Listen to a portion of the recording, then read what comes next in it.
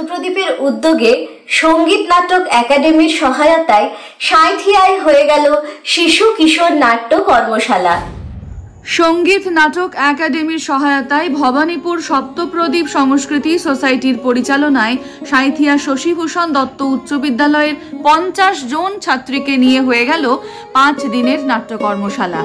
সেখানে প্রশিক্ষক হিসেবে উপস্থিত ছিলেন নাট্যশিল্পী Dipra Majumdar, Minerva repertory theatre ও ইয়ং নাট্য দলের শিল্পী অনির্বাণ ঘোষ, বিশ্বভারতীর প্রাক্তনী তথা বীরভূম সংস্কৃতি বাহিনীর শিল্পী অন্বেষা ঘোষ এবং ভবানীপুর সপ্তপ্রদীপ সংস্কৃতি সোসাইটির শিল্পী খোকন মণ্ডল।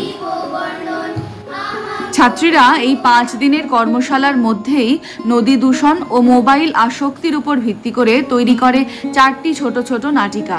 সপ্তপ্রদীপের শিশু শিল্পীরা পরিবেশন করে নাটক শূন্য পেলেন সরস্বতী।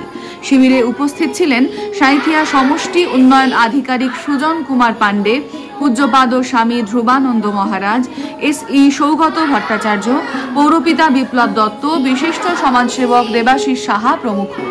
বিদ্যালয়ের ভারপ্রাপ্ত প্রধান শিক্ষিকা বনানী সরকার এই কর্মশালার ইতিবাচকতা নিয়ে উচ্ছ্বাস প্রকাশ করেছেন।